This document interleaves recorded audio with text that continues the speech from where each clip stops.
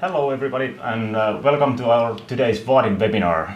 Today's topic is dependency injection alternatives with Vaadin, but we are going to talk about different alternatives as well, but more we are going to talk about dependency injection in general, what kind of advantages it brought, and maybe do some kind of little kind of comparison as well between the different options. And before we go to the actual subject, I would mention that we have actually lots of webinars coming out now, today and next week, and then we will have yet another webinar. So each 3 weeks in a row, one webinar. And next week we are going to do it jointly with Salesforce guys and then with Spring. And actually with the Spring webinars in next 2 weeks, then we will talk also about the dependency injection a bit, but more like this other like modules that Spring brings into like Spring-based Vaadin applications. And today my special guest is Holmström here, and he is one of the smartest minds in our project developer team. So you are doing lots of architecting with our projects practically. Yeah, among other things. Yeah, and also of course hands-on development as well. Yeah, and you have been using a lot of different kind of dependency injection systems, at least CDI. You were quite a big fan of CDI at some point. Yeah. And now you're using Spring in your primary process at the moment. Yeah.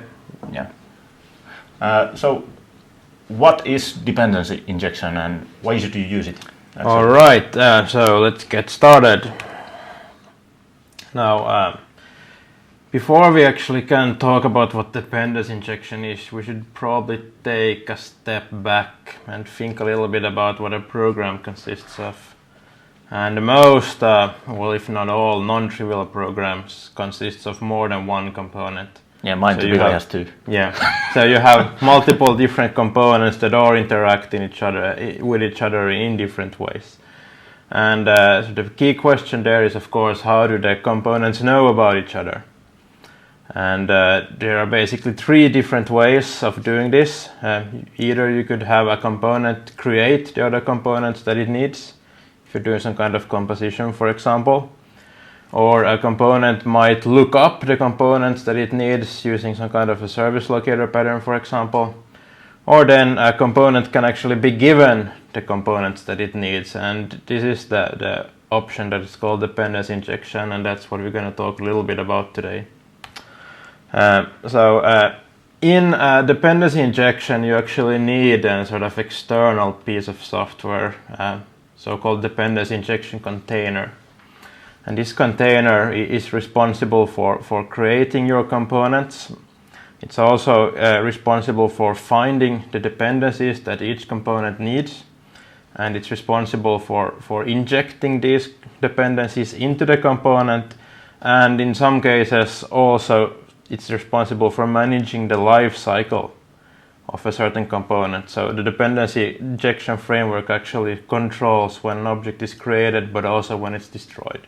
Yeah, so instead of calling new in Java world, then you will just get your reference to the kind of the model, and then you don't configure it yourself, the container. So the dependency injection container creates your object. So in a pure dependency injection framework, you should never ever use the new object to create new components. And what's also important to mention here is that dependency injection container, this is a runtime mechanism. So it's nothing that happens during compile time. It's actually when you start up your application that all this will happen, all these dependencies will be located and injected and so on. And well, the advantages with dependency injection is, first of all, it allows you to make reusable, highly cohesive components, because each component can actually concentrate on its core functionality.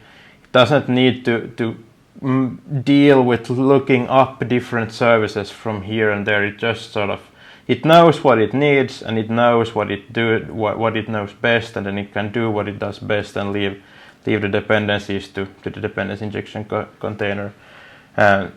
This also makes them easier to reuse.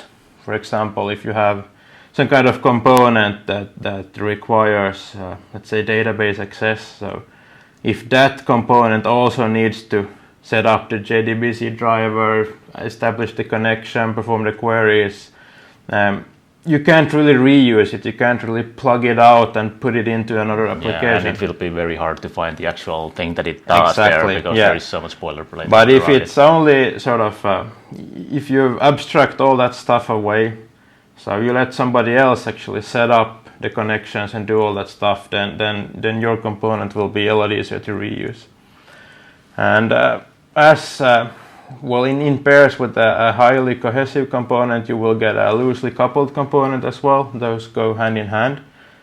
So, which also, of course, increases the reusability, since you do not depend on as many components and as many different pieces of software when you're using dependency injection as you would if you're doing everything manually, doing it yourself. High abstraction, you don't need to use high abstraction just to be able to use a dependency injection framework. I mean, you can use dependency injection without lots of abstraction layers. But if you want, or if you think you need to use abstraction layers, then dependency injection makes this really easy, because you can sort of refer to your dependencies through their interfaces only, and then let the dependency injection framework or dependency injection container actually look up the implementations of those interfaces and then inject them. Yeah, and then you can actually, in some cases, you can easily kind of configure which dependencies are going to be used. Exactly, so that's the last item on the list, deployment time configuration. So you can actually, without recompiling your software, in some cases, you can sort of change which implementation you're going to use in a certain deployment. This might be especially useful if you have different environments. For example, you may have a test environment, a quality assurance environment, and a runtime production environment. And you may have slightly different configurations in each setup, and by using dependency injection, this is pretty easy. Yeah, but still practically the same binary. Yeah, exactly. You also get good testability. If you have a reusable component with clearly defined interfaces, it's really easy to mock those and just inject them. So this is sort of an added extra that you get when you have highly cohesive and loose coupling. And also modular architectures. If you want to build an application which is modular, where you maybe want to be able to add features down the road by just dropping in new jars or accepting modules from different teams, different vendors. By using a dependency injection, this is pretty easy. Many dependency injection frameworks support, for example, scanning the entire class path for implementations of a certain interface, and then all your application needs to do is look up the implementations of those interfaces and then just add them to some menu or whatever. So in a very big Vaadin application, you could have one team creating one view, and then they would just add that dependency to their system, and it would just magically pop up into the navigation. Exactly. Of course, this is not a silver bullet. There are cons with this as well. Maybe the biggest problem with dependency injection is that it is in fact a runtime environment, so the errors will show up during runtime, not during compile time. Your project can build completely fine, and then when you start it up, it will fail miserably. That has happened to me many times. Happened to me many times, almost daily actually. And there are basically three major problems that you can run into, probably more, but these are the most important one. The first one is missing dependencies. So you require a certain dependency. This won't be detected during compile time, but when you start up your application, there is no dependency, there is no component that can be injected, and then you will get some kind of an exception. Then we have the other one. Ambiguous dependencies essentially means that you are looking for one instance of a certain dependency, but there are actually more than one available, and the dependency injection framework doesn't know which one of them to choose. And then you will also get an exception. The third one is that you're using the scopes incorrectly. So either we're going to talk more about scopes in a minute or so. Well, not in a minute, but in a while. And these scopes, if you pick the wrong scope, it could have pretty disastrous consequences. You could be leaking sensitive data between sessions and so on. Another thing that's problematic with dependency injection frameworks is that debugging can be pretty difficult.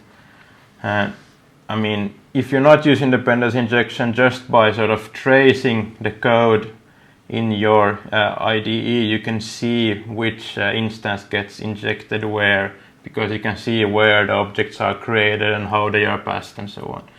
But when you're using dependency injection, this type of tracing is not available, so you can't actually track down bugs by just reading the code in this way. You actually have to fire up the application, attach a debugger, and see exactly which object has been injected.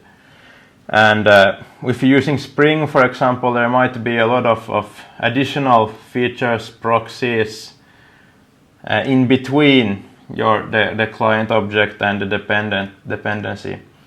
And this can lead to very, very, very long stack traces if something goes wrong. And it's not always that easy to pinpoint the actual root problem, because it could be very, very deep down inside the stack trace.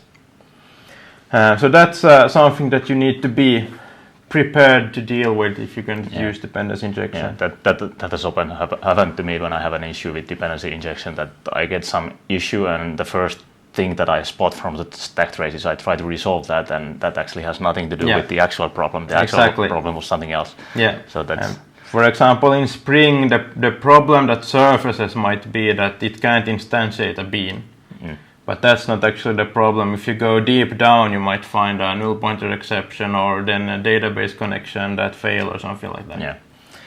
Yeah, and then finally, to be able to use dependency injection, you actually need the dependency injection container, and sometimes you may need to set it up manually, which requires some extra overhead, some extra code, some extra configuration. It's a one-time thing. I mean, once you've done it, you can use it, but still, it's some extra work in the beginning of the project. Yeah. So what kind of containers are there?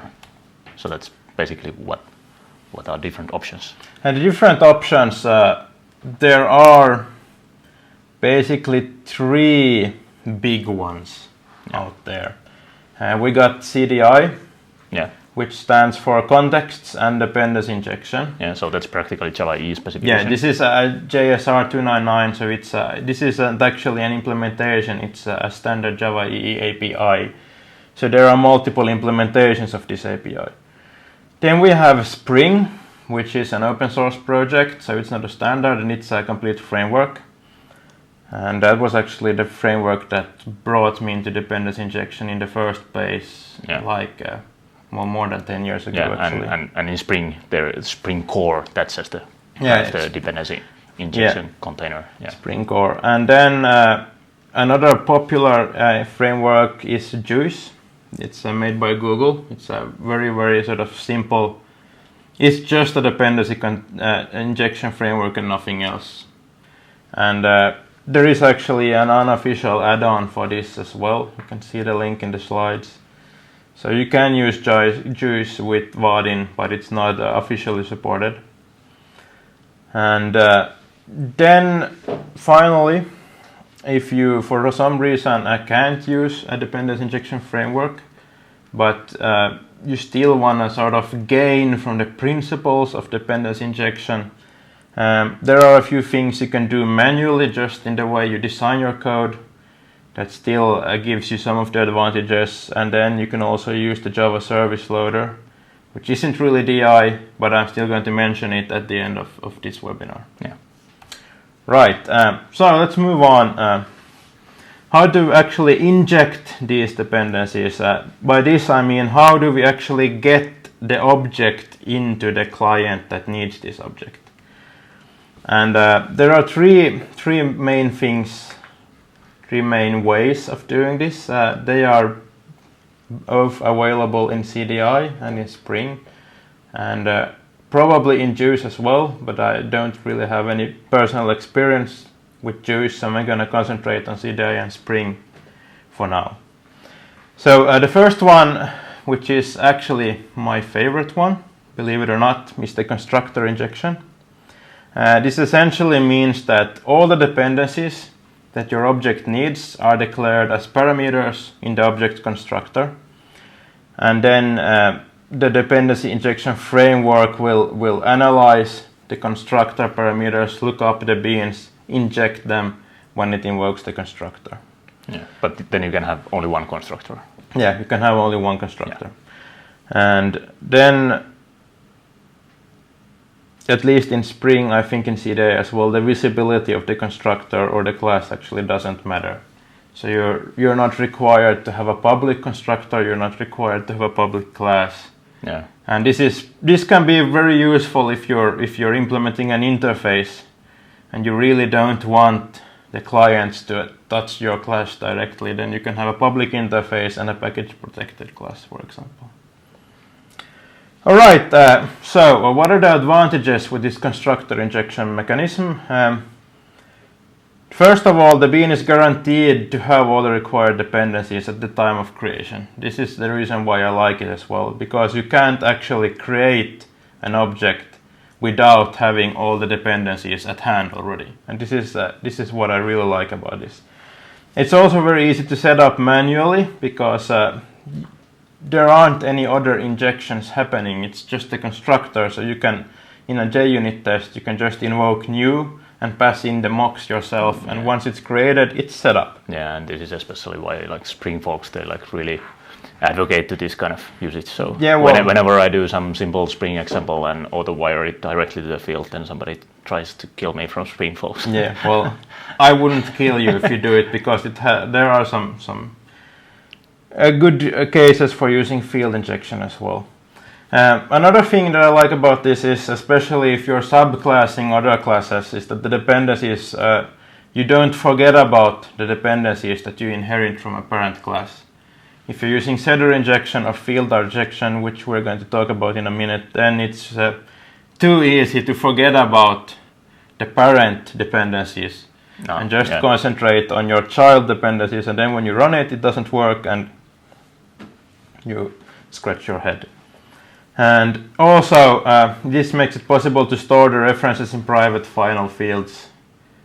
And I like this especially on the backend side, because then you can't accidentally mess with those dependencies. Once you have them, they are there, and then you can't change them afterwards. Where goes the disadvantages with this approach? It requires some extra code to set this up, because you need to declare both the field and the constructor. And this can also lead to constructors with lots of parameters. But that's not necessarily a bad thing, because that could act as some kind of an alarm clock that now you're probably doing too much inside your class, that the class should be split up into smaller parts that don't require as many dependencies. It's not always possible, but it's a little pro tip. And then there is this constructor problem. Superconstructors are invoked before child constructors, and if you're not using the constructors properly, this can have some very strange side effects. For example, let's say that you have some kind of an initialization method, which is pretty common, and if this method is protected, that means that subclasses can override it. And then you have a root class, an abstract root class, a constructor that accepts the parameters, that accepts the dependencies, and then finally it invokes this init method.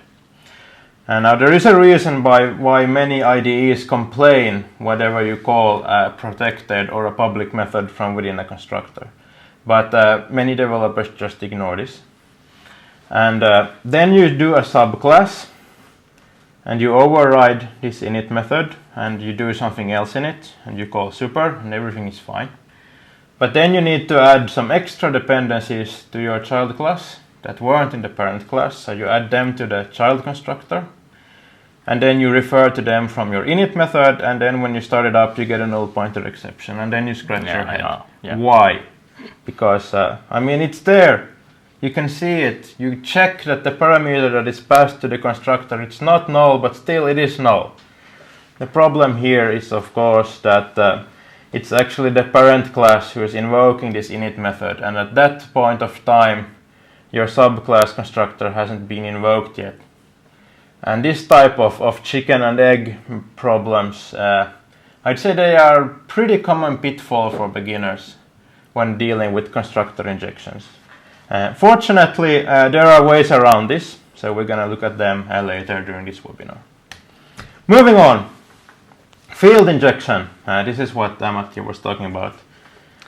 This is the most easiest way to do it. This is the easiest way to do it, yeah. Just declare the field and add an annotation, autowired or inject, depending on the framework you're using or your personal preferences. And then rely on dependency injection taking care of the rest. So, and at least in Spring, probably in CDI as well, if I remember correctly, the visibility of these fields don't matter. However, they can't be final, because you're actually creating the object first and then you're injecting the fields later. And my personal recommendation here is to use package visibility for these fields, because that makes the testing a lot easier.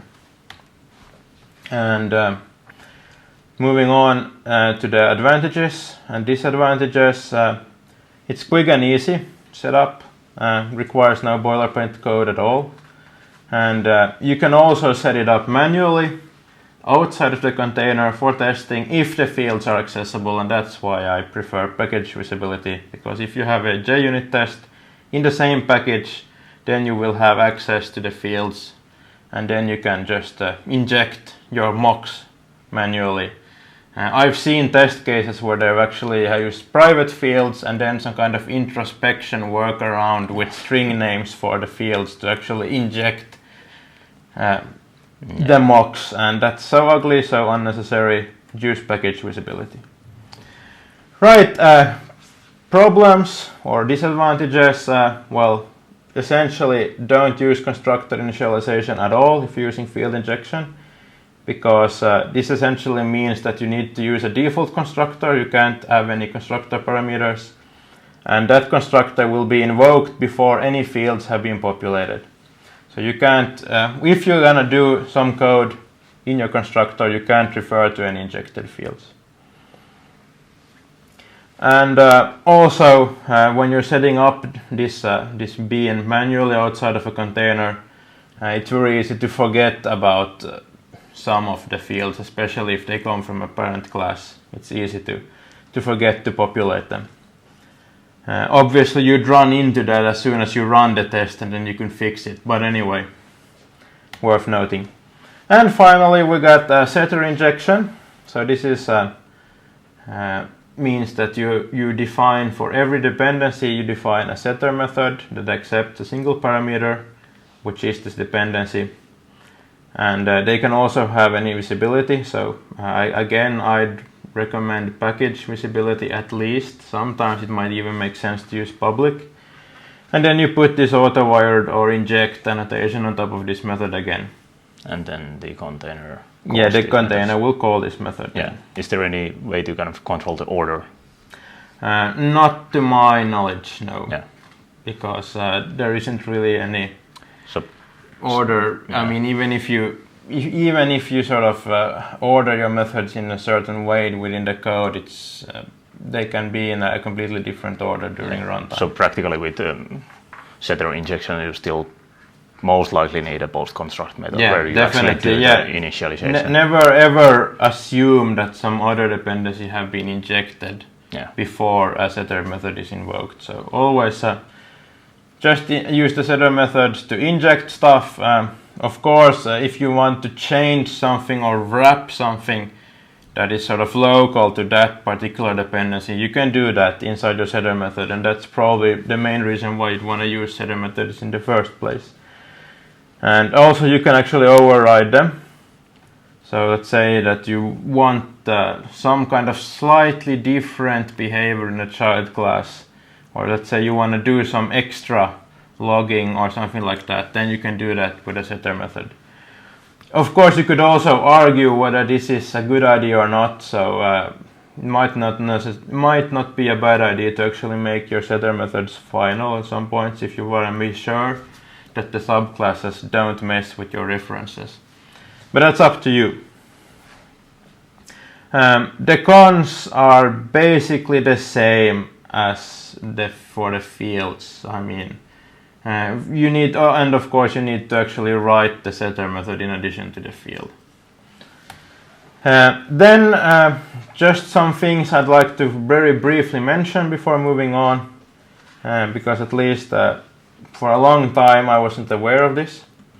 So if you're using Spring and you want to inject all the instances of a specific dependency, for example, if you look at the code now behind me and that my dependency, let's say that that's an interface and we have multiple implementations of it, we can actually inject them all either into an array or as a set, or then we can inject it using a map where the key is the name of the bean and then the value is the actual instance.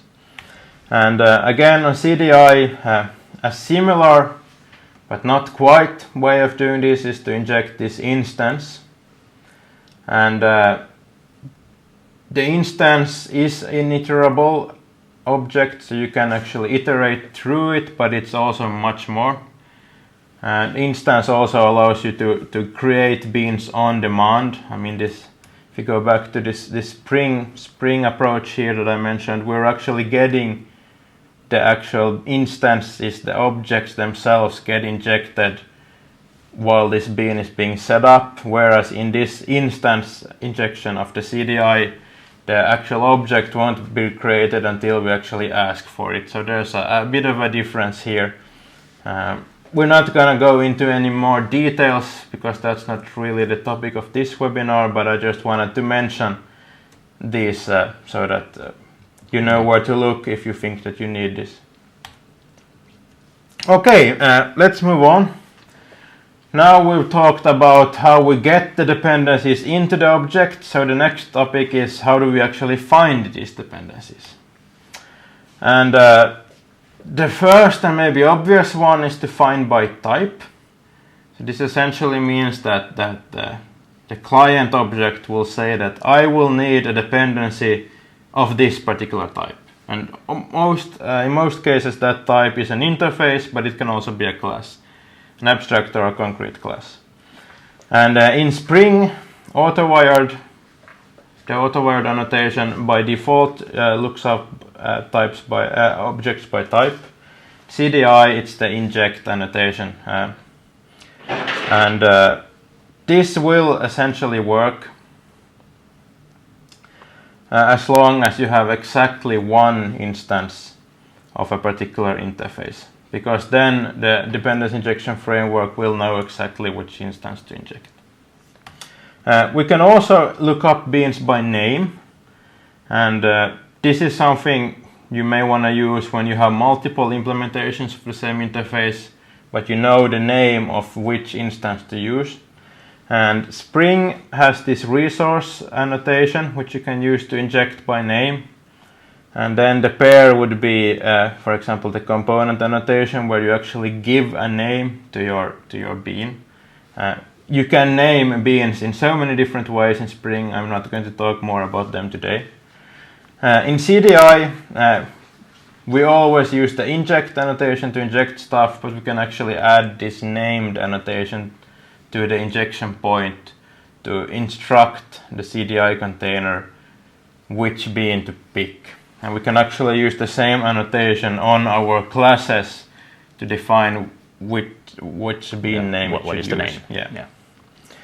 Then we have something called qualifiers that can be used in addition to these are let's say they are used in addition to type selection mainly, because bean names, they are unique anyway, so it doesn't really make much sense to use a qualifier and the named bean except in some special cases, of course, because there are always exceptions. Yeah.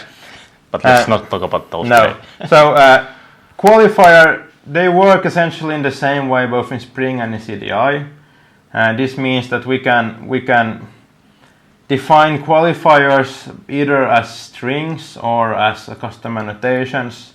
We could have like a production qualifier, a test qualifier, or something like that, or different qualifiers for different implementations of the same interface, and then we can use these qualifiers to instruct the dependency injection framework which instance of a particular type we want.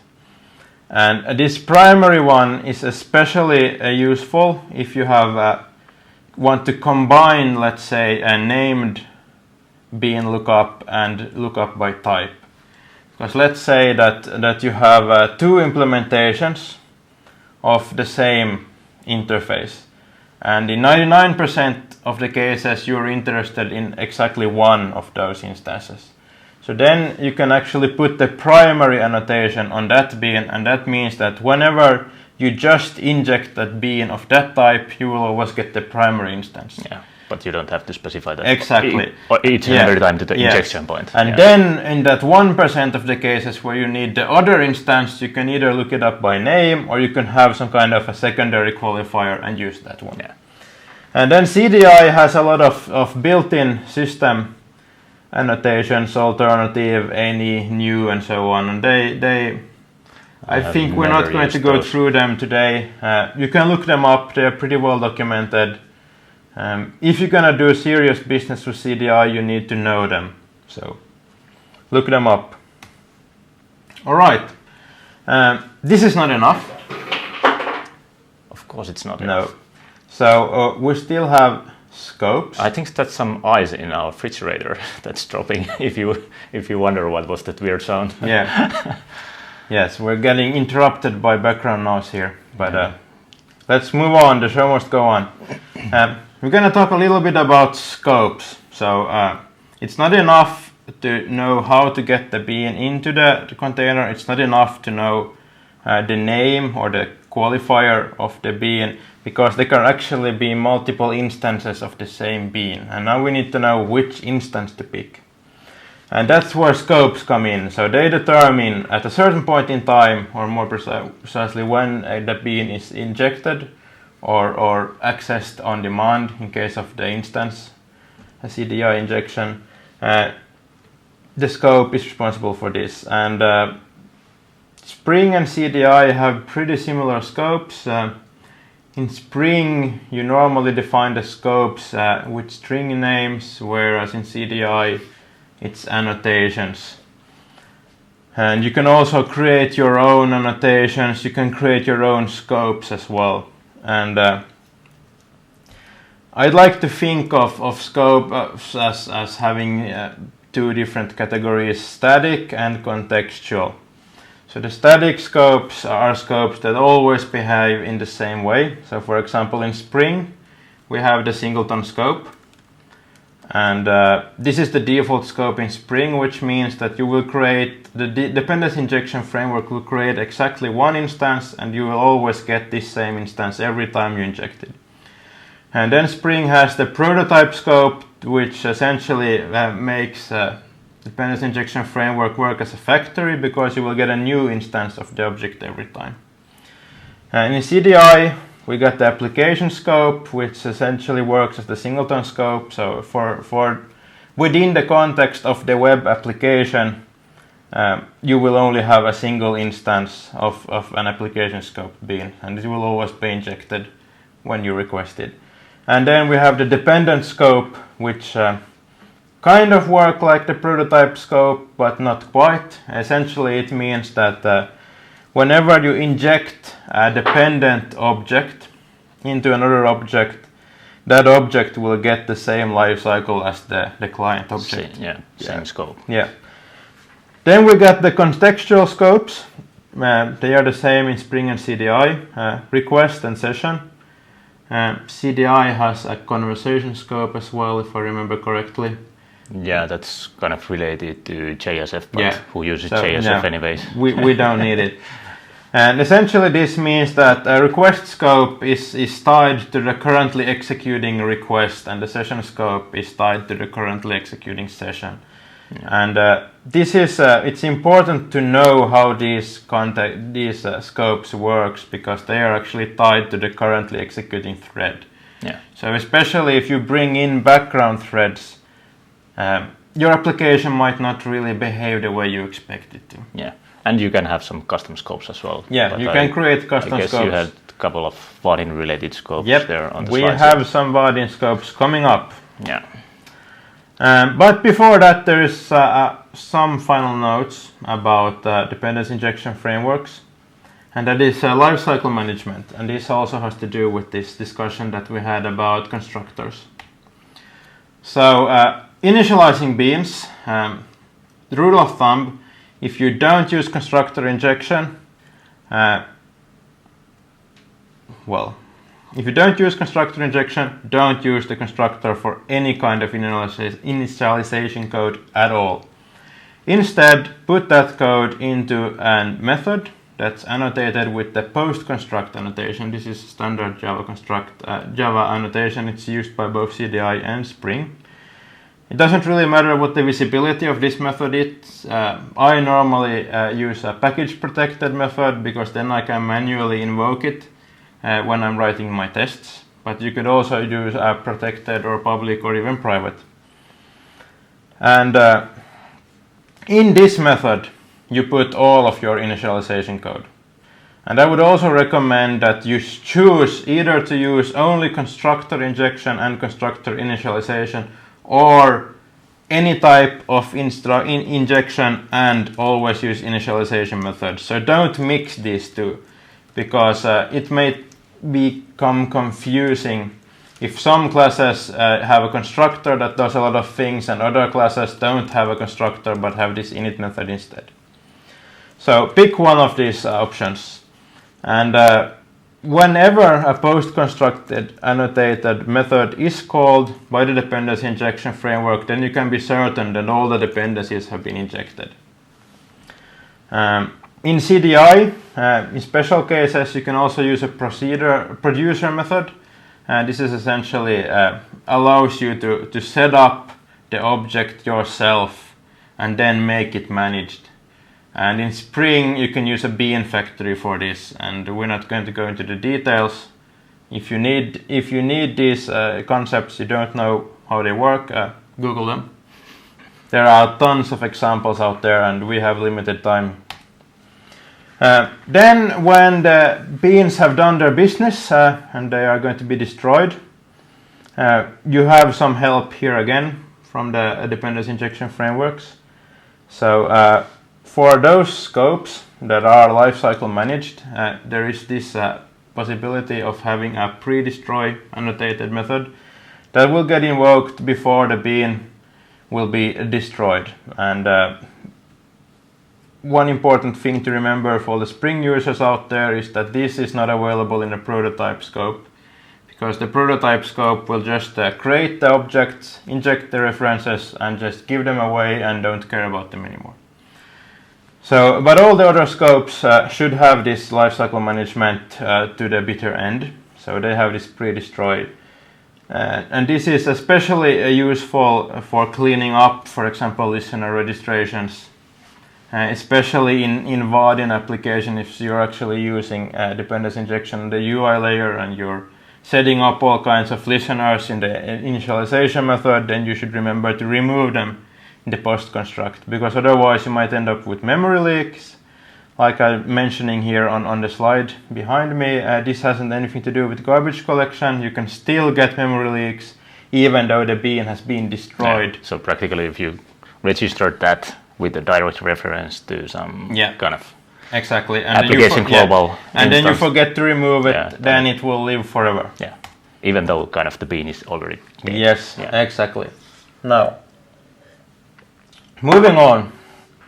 Vaadin components as managed beans. So with Vaadin components, I essentially mean the UI and all the components that you add to a UI.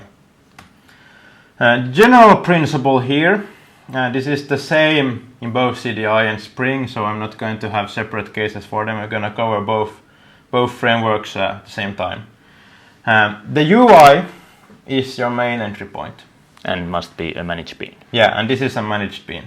and you make this managed by either using the Spring UI annotation or the CDI UI annotation. And in addition to that, you need to have the proper dependencies and the actual container, but we're not going to cover that. We have actually pretty good new videos published just last week. One which kind of uses Spring Boot to create a new Vaadin application and makes this Spring UI annotation, and then Alejandro did another video with the Vaadin CDI. So if you have a Java E stack, then you can check out those videos. You can check out those videos. We will post the links to the forum thread, so you can get them there. So back to these UIs. When you define your UIs as managed beans, entry points, they will automatically also be placed in the UI scope. We're going to talk about that in a few minutes. And then also you can actually have multiple UI classes within your same application.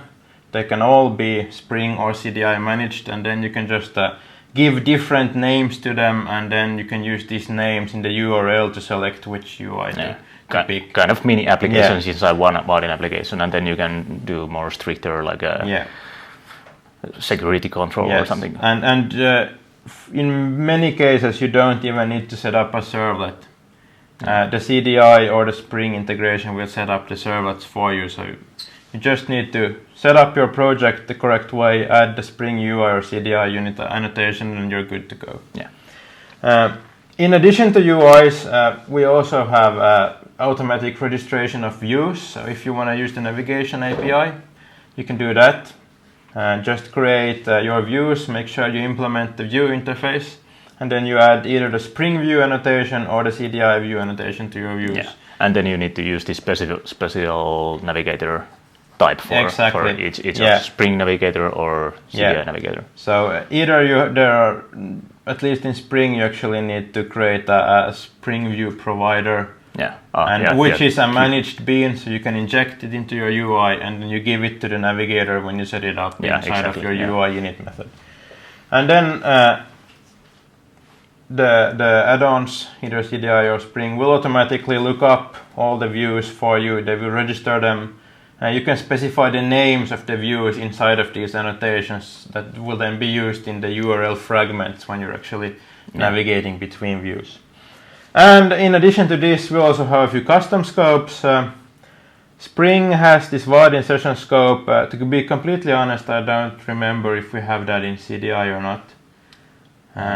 But I think we do. At least we support WebSockets there, which is kind of the main aim for here. So why does it actually exist, this session scope? That's a good question, and because there is HTTP session. We mentioned already that there is a session scope in both CDI and HTTP. So why would we need a Vaadin session scope? And the reason for this is actually it has to do with Vaadin's support for WebSockets and Vaadin's server push support. And the problem here essentially is this, that at least in Spring, if you're using WebSocket communications in Vaadin, it will bypass all the filter chains, HTTP filter chains that Spring sets up, which means that neither the request scope nor the session scope will ever be available as long as you're using WebSocket communication inside your Vaadin application. And you will need those in your real application. Most likely you will need those, yes. And then you can now use Vaadin session scope instead of those. Exactly, because the Vaadin session scope relies on the Vaadin session.getCurrent returning the current session. And that is true also when you're using WebSocket communications. And another reason why we need this scope is if we're using asynchronous background threads to do something, and then we want to actually push data back through the UI. If we then need to invoke some kind of contextual beans, we would actually be doing that from another thread, which would not have access to the current request or the current HTTP session, because this can happen at a point in time when there is no current HTTP request. But if we have access to the UI, if we call UI.access, then Vaadin will make sure that Vaadin session.getCurrent returns something, and then the scope will work. So this was a very technical, pretty deep, But for those of you who wonder why we have Vaadin session scope, that's the reason. Then we have the UI scope. This is tied to the life cycle of the Vaadin UI. So the UI instance itself is in this scope. And then you can also, any component that you want to, that you're going to need to use throughout the life cycle of your UI, you can also put into the UI scope. And this means that whenever you inject it, you will always get the same instance. Yeah, I'm also, if I have some kind of form, for example, in an application that I use only one at a time, then I can use UI scope for that. For example, but then... Or navigation, or main navigation. Yeah, something like that. And then there is the view scope, finally, and that's sort of tied to the life cycle of a single view instance. So it's activated when you navigate to a view using the navigator, and then it's destroyed when you navigate away from the view. Yeah. And that's the default scope for CDI views, and I think for Spring views as well. But you can override it, at least in Spring in some cases. You may want to use the UI scope for views, or even the prototype scope, depending on your use cases. There are a few common pitfalls that I'd like to point out. And the first one is using too large a scope. So with this I mean that, for example, you end up using a UI component which is a singleton or application scoped. And this can be really disastrous because it essentially means that this component will be shared by all the UI instances in your application. And that's a serious no-no. First of all, you will run into exceptions somewhere when you try to add the same component to many parents. And you might also accidentally end up sharing sensitive data between user sessions that definitely should never happen. So this is a serious problem if you run into it, especially on Spring, since the default scope is actually singleton. So you actually need to remember to explicitly put your beans into another scope. Yeah. So pay attention to this. And the default in CDI was the default in CDI is dependent, so the problem there is not as big. The problem you might run into in CDI is the second one on my list, which is using too small a scope. So if you're only injecting a component once, it doesn't really matter if it's dependent or prototype scope. But if it's a component that you want to share, let's say that it's some kind of a model, and you have many UI components that are all depending on this same model. If you then use too small a scope, each model or each UI component will get its own instance of the model, and then you will scratch your head and wonder, why isn't my application working properly? And then the problem might be that you forgot to put the model into the view scope or the UI scope, for example. Then, like I already mentioned, with this the reason why we made this Vaadin session scope is if you try to access a contextual scope from a different thread, because then the context will not be available. This is something that in Vaadin you'd probably run into if you're using a background thread pool to do some long-running stuff, and then you push to the UI, and inside this push method you try to invoke a contextually scoped bean, then you will get errors. Java EE7 introduced contextual execution services that actually takes care of transforming the proper thread context to this executing thread as well. But if you're not using that, this is something you need to handle manually and be aware of. Finally, or not finally, forgetting to remove listeners in pre-destroy. So it's tackled this already. So we talked about this already.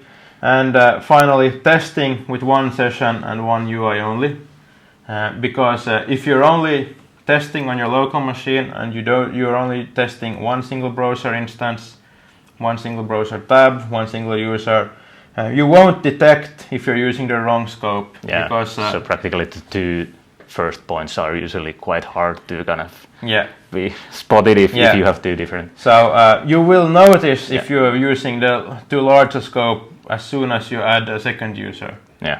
to your running application, and then you will start to see strange behavior. So remember this. Right, we're almost approaching my monologue here. And what if I were approaching the end of my monologue? Yeah, I'm a bit tired, but that's the way it is. What if you can't use a dependency injection container? What can you do then? One thing that I try to do personally is to sort of design the software by using constructor-based injection. So even if you don't using a dependency injection framework, you can still take advantage of some of the features of dependency injection if you use this design pattern. You still have to create the components yourself, you have to look them up yourself, but for the individual components inside of your application, it doesn't really matter whether you're using dependency injection or not, because they are designed in the same way. Yeah. So there's some kind of a root in your object hierarchy who needs to look up all these dependencies and then inject them, but the individual components are still using constructor. Yeah, and they still have a low coupling. Yeah. Yeah. So kind of you are acting as your own container. Exactly. Yeah. So that's one way of doing this. Then another way, this isn't dependency injection, but I want to point it out in any way because it's actually pretty useful, and I haven't seen it used that much in Vaadin applications. And that's used the Java service loader.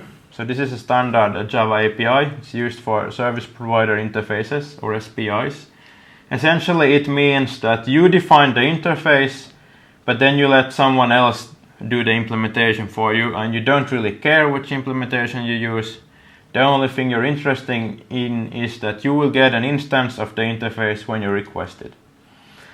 So that kind of makes this not dependency injection, because you actually have to request the instance, but it's still sort of somebody else creates and configures your exactly. object. Yeah. If somebody else configures your application, you don't need to worry about what implementation you actually get. Look up javautil.serviceloader. For example, the Java docs, or there are different learning trails on Oracle sites as well. It's pretty useful for building modular applications. In case you cannot use a real. In case you can't use a dependency injection framework, right? Yeah. So that's everything I had to say at this point. Yeah. So it's we had quite a lot actually. We have spent like 50 minutes, but we also do have some questions, and actually we have some questions from me as well. Okay. First one from me is that I know you're a pretty politically correct person, so I can ask this: Spring or CDI? Both. Both. Okay. I should probably elaborate a little bit on that answer. In my toolbox right now, they are both equal tools. Yeah. And it very much depends on the environment and the type of application you're making, which one you choose. I mean, for instance, if you know that you're gonna be deploying for a Java EE6 or Java EE7 environment, CDI would be my number one choice, because it's already there. Yeah. I don't need to set it up, I can just use it. Yeah. But let's say that I'm making a system where using an approach like Spring Boot would make more sense, then I would definitely go with Spring.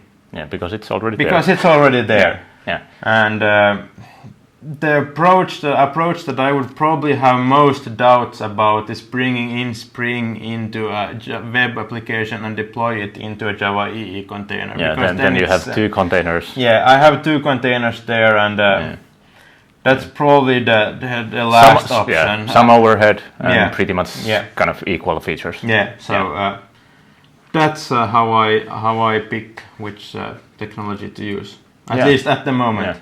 Another question, or kind of a hint I'd like to get from you is, I typically, when I discuss with new Vaadin users or even existing Vaadin users who are starting new projects, I always suggest that please take a Spring or take a Java EE server and build your application on that instead of like building everything by yourself. And then quite many people they have this fear of the magic that is. Yeah, I run into it too. Yeah. So how do you convince your customers, for example, that let's use Spring here? The key here is that you don't need to use all the magic that's available.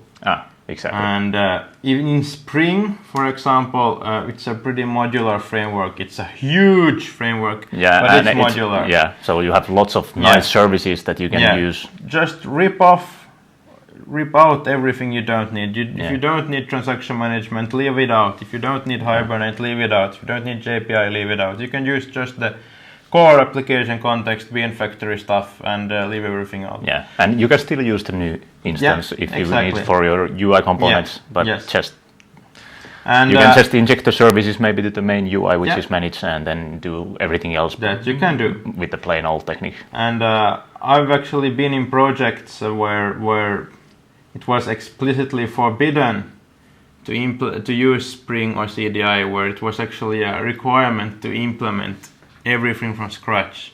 And it was a fun experience, and it was a very good learning experience, but it took 2 weeks to set up something that would have been available with Spring or CDI out of the box. Yeah. So then again, of course, I knew exactly what went on under the surface. So But in most cases, you want to go with something that someone else has already designed and tested, and works. Yeah, these are kind of proven concepts. Exactly. So why not use those? Because they work in many big projects. And as for CDI, if you're deploying to a Java EE container, all that extra magic is already there. Yeah. So it doesn't bring. It doesn't really matter. You don't need to use it just because it's there. I mean, it wouldn't make sense to try to rip it out either. Yeah. So don't worry about it. Just use the parts that you need. Yeah. Okay. Then Rito asked that what about Tom EE and Wildfly? Are they stable in sense of CDI or for production? Well, Tommy I've only used for some testing. I always had issues with it. That might have had to do that I was trying to do something sort of non-normal. Yeah. So I don't really have enough experience with Tommy to answer this question. Wildfly, however, I would consider it's pretty stable for production. I mean, it's essentially JBoss is based on Wildfly. So Wildfly is the bleeding edge. Yeah. It contains the newest stuff, of course. It means that it might also contain some new bugs, but on the other hand, it might contain some fixes for existing bugs as well. Exactly. So and Wildfly is maintained by a huge Red Hat and a large community and lots of documentation. Yeah. So I think Wildfly is a pretty safe choice when it comes to Vaadin applications. I have had some good success with Tommy as well, so it's pretty lightweight and pretty easy to kind of hook into my simple examples, and there it works just fine. And Tommy is also used in a really large project, so it has a different CDI container, while Wildfly uses the most common CDI container called Weld, but Tommy contains the open web beans and for both CDI and AGP container. So that's a bit different container, but they should work both by the specification, and they are both supported by Vaadin CDI. So go for it. But Wildfly was better suggested. Yeah. And then Bartek asked a question about using dependency injection from Spring, and he has JRebel configured and has some hot swap problems. So if he refreshes the browser, Spring tells me to do something like component with ID now exists. Yeah. Have you seen this kind of error? No, I haven't run into this myself, but I haven't really used JRebel that much with Spring either. Okay. But I'm not really surprised that this happens, especially on Vaadin, because then we're essentially having dependency injection framework who is managing something, and then we got JRebel who's messing with this, and then we got Vaadin who also has internal references here and there, and if you sort of I don't know exactly what's happening here or why it's not working, but I'm not surprised that you get problems when you combine these things. Yeah. So if you, Bartek, have some good example of this kind of situation, please post the example and we can forward it to the Jira turnaround folks to get this fixed in JRebel, because it's basically a JRebel issue then. Yeah, if it's with good, or wherever it is, it's too vague to draw any conclusions what the problem might be. But if you have a kind of example that you can share with us, just post it to us and we'll look into it. Then we had one question still from Jan. Let's take that and then leave the last questions. If you have any other questions you might want to ask, you can post them to the Vaadin forum page and we'll look into them next week or tomorrow. But let's take one more. So Jan had a question about most common pitfalls that new developers face with dependency injection. Yeah, most of them I already mentioned. Yeah, we had a couple of slides of. Yeah, so essentially picking the wrong scope. Yeah, and one thing that we didn't mention that we should probably mention is the injection chain. So essentially, if you're auto-wiring stuff and then at some place you actually invoke the new keyword and then you try to auto-wire stuff again, then you've actually broken the injection chain, and then everything that happens after you call the new keyword isn't managed anymore, and then you won't get any dependencies. Yeah, no bunch of exceptions. And then of course this trying to do stuff before the dependencies have been injected, for example in constructors when you have field injections. Yeah, so use the post construct. Yeah, post construct. Use it, and then it doesn't matter which injection method you use.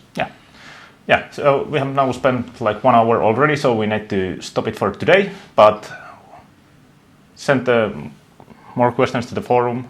You can create a new thread or put them to this webinar thread, and see you next week. Yeah. Bye bye.